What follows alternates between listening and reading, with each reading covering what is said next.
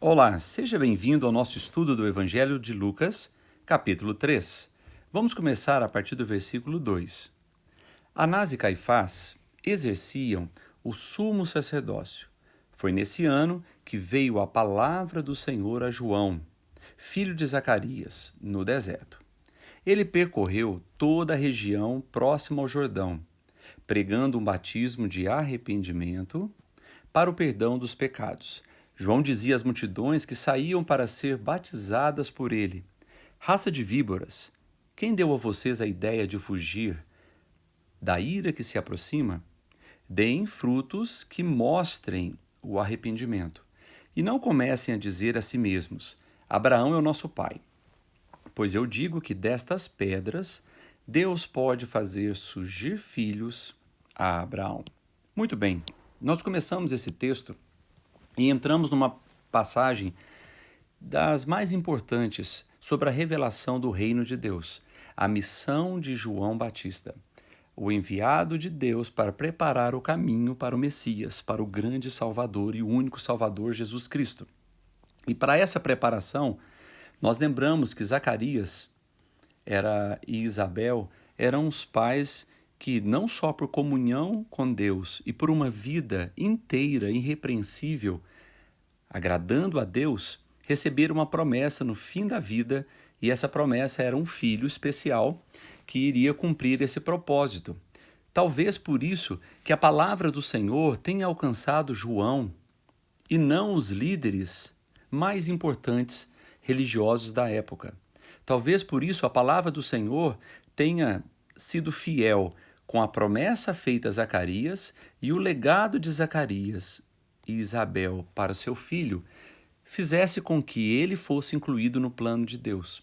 Por isso, podemos destacar agora que a palavra do Senhor pode ir até você, mesmo que você não seja o líder principal, que você não seja a maior referência no reino de Deus ou nas coisas de Deus. Mesmo assim, a palavra de Deus pode te procurar e te encontrar para que você seja um instrumento de Deus. É essa palavra que nós estudamos hoje, porque num ano determinado, num tempo determinado, essa palavra veio e ela alcançou João. Do mesmo jeito que esse ano, você pode ser alcançado pela palavra de Deus neste ano, e a vontade de Deus pode ser revelada a você. Por isso é tão importante nós vivermos vidas como Zacarias e Isabel vivia, e esta vida ainda de uma missão tão específica como João ia ter. Só que talvez você pense que uma pessoa como João, com um propósito antes do nascimento já sendo definido, fosse para alguém que vivesse no centro das atenções, né? Junto com todas as pessoas mais importantes da época, que ele tivesse um lugar de honra, né? Junto com o sumo sacerdócio, que ele exercesse, talvez, um papel reconhecido socialmente, religiosamente. Mas a Bíblia diz que esse João, que ia cumprir o propósito de Deus, ao receber a palavra de Deus que veio a ele, ele estava no deserto. Agora me diga, quem procura deserto? Deserto é um lugar de quê? De afastamento, de distância, é um lugar de teste, é um lugar de prova, como nós estamos dizendo aqui, mas deserto é um lugar afastado, certo? Afastado. Agora me diga, quem tem uma missão no reino de Deus como João tinha, tem que estar afastado de quê? Como nós vamos ter um propósito nas nossas vidas manifestado pela vontade de Deus se nós não nos afastarmos de algumas coisas? De que João estava se afastando quando estava no deserto para receber a palavra de Deus? Que preparação é essa? Que teste é esse que nós precisamos ter para que a gente possa receber a palavra de Deus e cumprir o propósito de Deus nas nossas vidas? Porque não adianta só ter a revelação da palavra de Deus.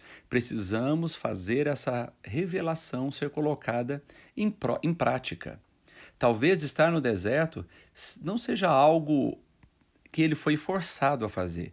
Talvez tenha sido uma escolha. Será que você vai para o deserto, você se coloca em posição de teste só quando você é obrigado, ou você pode escolher se guardar, escolher se afastar de certas coisas, escolher estar mais próximo de Deus, do falar de Deus, da comunhão com Deus, estar mais próximo da missão que Deus vai te dar, separando e se afastando de coisas ao seu redor. Eu só sei que João estava no deserto. E esse deserto deve ser um lugar muito difícil de sobreviver. Alimentação, né? Amigos, né? Propósito de vida num deserto, muito difícil. Mas ele estava ali. Será porque ele foi obrigado? Ou porque era uma escolha, uma preparação? Ele estava se afastando de alguma coisa. Outro ponto interessante. Quem está no deserto ou se preparando para a vontade de Deus não é alguém que fica de braços cruzados. Não, quem se afasta não é alguém que se esconde. Pelo contrário, a palavra de Deus diz que ele percorreu toda a região próxima ao Jordão. Alguém que percorre é alguém que se levanta para fazer algo. Alguém que percorre é alguém que tem um dinamismo, que trabalha para que algo aconteça. Não é alguém que fica sentado de braços cruzados esperando a vontade de Deus fazer tudo, mas é alguém que se vê como instrumento de Deus e se levanta para trabalhar, arregaça as mangas e faz aquilo que tem que fazer para que Deus possa agir por trás dele. Então era alguém que percorria toda a região próxima ao Jordão. E qual que era a missão de João Batista? Vamos deixar bem claro aqui qual era a missão de João Batista. Ele pregava um batismo de arrependimento. Nós sabemos que pregar é uma tarefa muito difícil.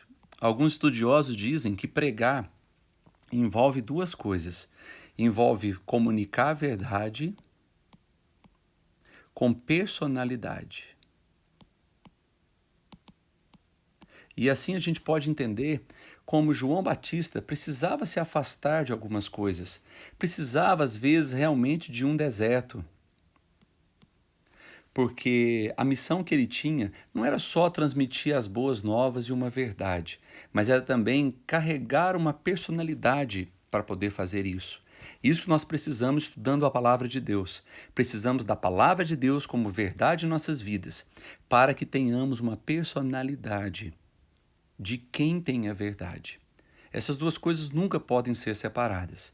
E nessa pregação, um batismo era requisitado, era oferecido. Nós já ouvimos falar sobre batismo. E as pessoas eram chamadas a um batismo de arrependimento. E nós sabemos que esse arrependimento era algo geral. E nesse capítulo será visto em várias áreas para diversas pessoas, por vários motivos diferentes, mas que todos precisavam arrependimento para o perdão dos seus pecados. E nesse trabalho de João, ele conseguiu atrair multidões, mesmo estando no deserto. Tem a hora que a gente acha que só vamos atrair as pessoas se nós estivermos exercendo uma posição de destaque. Se estivermos sendo líderes, se estivermos falando do púlpito, de um altar, de uma televisão. Mas João Batista, com sua mensagem, ele atraiu multidões. A minha pergunta é, por que multidões foram atraídas pela pregação de João Batista? Será que quando falamos de arrependimento, de mudança, de erros, de oportunidade de começar de novo, de peso que as pessoas carregam, será que isso realmente toca o coração das pessoas? Eu acho que o ser humano está preso a isso. E a mensagem de arrependimento de João Batista era para preparar as pessoas para a salvação que Jesus, o Salvador, traria. Então as multidões saíram para ser batizadas por ele. Mas o interessante é que um tratamento de João em relação a essas pessoas foi chamá-las de raça de víboras. Como nós podemos chamar as pessoas que estão vindo para o arrependimento como raça de víboras? Aqui nós temos o grande mistério do Evangelho. A Bíblia diz que Jesus morreu por todas as pessoas. Mas será que todas as pessoas vão para o céu? Essa é a pergunta que você vai começar a se fazer, e muitas pessoas fazem hoje, mas muitas pessoas têm medo da resposta. Multidões foram atraídas. Não diz que todos foram atraídos, mas multidões. Então, o primeiro ponto, a pregação do arrependimento já não atraiu todas as pessoas. Mas um ponto positivo é que atraiu multidões. Outro ponto negativo é que no meio dessa multidão, muitos estavam ali sem propósito. No meio da multidão, que já não são todos, nós ainda encontramos um filtro que separa aqueles que estão agindo por motivos errados. Então João sabia disso, que a missão era transmitir a verdade. E a verdade precisa encontrar personalidade na vida das pessoas. Caráter, personalidade, atitude, de comportamento. Por isso que ele falou: quem deu a vocês a ideia de fugir da ira que se aproxima? Qual é essa ira que ameaça o ser humano? Qual é a ira? Será que é o inferno? Será que são as consequências dos nossos erros? Será que é o fundo do poço? Será que é a ameaça de uma depressão? Qual é a ira que vem como castigo sobre nós por sermos humanos e por sermos falhos? Será que as pessoas estão tentando fugir dessa ira? Será que quando nós pregamos, não é isso que nós fazemos? Nós alertamos as pessoas que existe um problema, que existe uma consequência negativa para a nossa vida de pecador. E será que esse alerta desperta as pessoas para fugir daquilo que não é Deus, daquilo que não está com Deus, daquilo que não é uma vida com Deus? Talvez essas pessoas ouviram a pregação de João Batista e tiveram a ideia de ser batizadas, de entrar na fila, de fazer parte do grupo. Fazer parte do grupo. E a minha pergunta é: de que grupo que você faz parte? Fazer parte do grupo é a solução? É a resposta? As pessoas queriam fazer parte das pessoas que estavam sendo batizadas por João, porque a mensagem era bonita, o propósito era bonito, o resultado dessa ação seria positiva. Então as pessoas queriam fazer parte desse grupo. E para algumas pessoas ele chamou de raça de víboras. De onde veio a ideia de vocês fugirem da ira que se aproxima? Vamos falar sobre o que é necessário? Deem frutos que mostrem o seu arrependimento. Então ele está falando muito mais de comportamento do que de vontade de mudar. E não comecem a dizer a si mesmos: Abraão é o nosso pai. Por que era importante falar que Abraão é o nosso pai? Porque talvez algumas pessoas não saibam, mas Abraão é o pai da fé. Então eu pergunto hoje em dia: qual a fé que você tem em Deus? E as pessoas falam que têm fé em Deus. Aí eu vou mais profundo e digo: a sua fé é parecida com a de Abraão? A sua fé é estruturada como era estruturada a fé de Abraão? A sua fé tem as características da fé de Abraão? Ela tem aqueles pontos principais necessários que Abraão teve para ser o pai da fé? As pessoas não sabem. As pessoas têm fé em Deus, mas não conseguem dizer isso. Então eu digo: como que você pode ter fé em Deus se a sua fé não se parece com o pai da fé? Chamado e escolhido pelo próprio Deus. Então, ele disse: Abraão, você pode dizer que Abraão é o seu pai, mas eu digo que dessas pedras, Deus pode fazer surgir filhos a Abraão. Olha, Deus faz de pedras filhos a Abraão. Os filhos surgem, eles nascem, eles são trazidos à vida. Esse é o novo nascimento que Jesus veio trazer. Essa é a grande mudança que Jesus veio trazer para as pessoas. E é isso que estamos apresentando no capítulo 3 de Lucas. Agora vamos continuar no versículo 9 de Lucas. Capítulo 3, versículo 9. O machado já está posto à raiz das árvores, e toda árvore que não der bom fruto será cortada e lançada ao fogo. O que devemos fazer então? Perguntavam as multidões. João respondia: quem tem 2 túnicas, dê uma a quem não tem nenhuma, e quem tem comida, faça o mesmo. Alguns publicanos também vieram para serem batizados. Eles perguntaram: Mestre, o que devemos fazer? Ele respondeu: não cobrem nada além do que foi estipulado. Então alguns soldados lhe perguntaram: e nós, o que devemos fazer? Ele respondeu: não pratique extorsão, nem acusem ninguém falsamente. Contentem-se com o seu salário. Aqui nós começamos destacando a palavra machado. Machado é um instrumento instrumento para realizar uma tarefa na mão de alguém. E esse machado era um instrumento na mão de quem? Na mão de Deus. Quer dizer que Deus tem uma tarefa para cumprir e vai usar um instrumento em sua mão para realizar essa tarefa.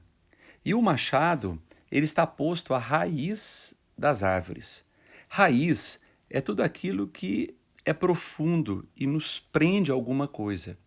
Para que nós tenhamos raízes profundas, fortes, a Bíblia diz que devemos estar plantados junto ao ribeiro de águas para pegar todos os nutrientes. E esse, no Salmo 1, é o segredo da meditação e da busca na palavra de Deus. Então, a verdade que nos traz personalidade, caráter, vida real com Deus, é a nossa raiz. E se a nossa raiz não é verdadeira, se a verdade que buscamos não é a verdade completa de Deus na palavra, se essa personalidade ou mudança de vida não é verdadeira em nós, há um machado que está posto à raiz das árvores, e toda árvore que não der bom fruto, que é aquilo que você vê como o resultado final de todo o processo, será cortada e lançada ao fogo. A palavra fogo no capítulo 3 ela é muito importante e nas próximas aulas nós vamos estudar a palavra fogo no capítulo 3, certo? Então, essa é uma tarefa de Deus, usar um machado para cortar pela raiz as árvores que não produzem bom fruto. E diante dessa mensagem tão direcionada sobre comportamento, sobre mudança de atitude e de personalidade, as multidões começaram a perguntar, de acordo com seus grupos, né, do grupo que cada um fazia parte, o que devemos fazer? Então, João estava atendendo algumas pessoas, né, gerais, pessoas comuns, que perguntavam para ele o que deveria fazer, o que devemos fazer então? Depois ele respondeu para alguns publicanos. Você lembra que Mateus era um publicano? Será que Mateus não estava aqui nesse grupo? Perguntando para João Batista o que devia fazer, mesmo sendo publicano, o que ele deveria fazer para ter a vida dele em paz, através desse arrependimento e do perdão que o Salvador daria. Eu acho que Mateus fazia parte dessa lista. E talvez quando Jesus encontra Mateus cobrando impostos e chama ele para ser apóstolo, talvez Jesus já conhecia que num passado recente ele tinha entrado na fila para ser batizado por João Batista, né? E a vida dele já tinha sido tocada por Deus. Outras pessoas vieram e perguntaram: o que devemos fazer? Ele respondeu: não cobre nada além do que foi estipulado. Soldados vieram atrás dele, né? Atrás de João Batista. Será que esses soldados depois, né, aquele centurião que foi buscar Jesus para curar um servo seu, um soldado seu, será que aquele centurião não é um desses soldados que buscaram a Jesus através de João Batista, lá no início, buscaram a Deus através de João Batista e depois tiveram uma experiência com Jesus? E eles também perguntaram: o que devemos fazer? E para cada um, João Batista tinha uma resposta. Eu acho que hoje nós devemos perguntar: e eu? O que eu devo fazer? O Senhor vai começar a falar como você deve se comportar na sua família, no seu trabalho, com seus amigos, como você deve se portar diante de situações difíceis que exigem justiça, verdade, né, amor, humildade e etc. E eu, o que eu devo fazer? Nós estamos vendo situações em que as pessoas foram confrontadas pelo arrependimento, pelo batismo de arrependimento, mas que precisavam entender que o machado ia cortar, o machado nas mãos de Deus ia cortar toda a árvore pela raiz, que não produzisse bom fruto. E talvez, junto com as boas novas do Evangelho, a mensagem de que alguns não iam conseguir veio junto. Será que você entende que o Deus está te dando uma chance hoje de estudar a palavra dele, de conhecer a verdade, mas que muitos não vão conseguir? E esse machado vai acabar cortando essas vidas que não conseguem produzir frutos através dessa busca da palavra e da verdade. Então, que a gente possa aceitar hoje essa pregação, esse início do anúncio das boas novas de salvação, mas sabendo que, do mesmo jeito que o Messias foi apresentado, o machado também foi apresentado. E parece que foi ele que determinou parte do discurso de João, para que as pessoas soubessem no que estavam se metendo. Aqui elas estavam dispostas, qual era o compromisso delas, e que isso fosse verdadeiro. Que Deus nos abençoe e para a segunda aula do capítulo 3, onde vamos entender um pouco mais desse equilíbrio que há entre a oferta generosa de Deus e, às vezes, a dureza, a incapacidade das pessoas, às vezes até falta realmente de compromisso, de aceitar essa palavra pela fé e não se colocar na posição de ser eliminada das pessoas que foram transformadas por Deus. Que Deus nos abençoe. Até a nossa próxima aula, se Deus quiser.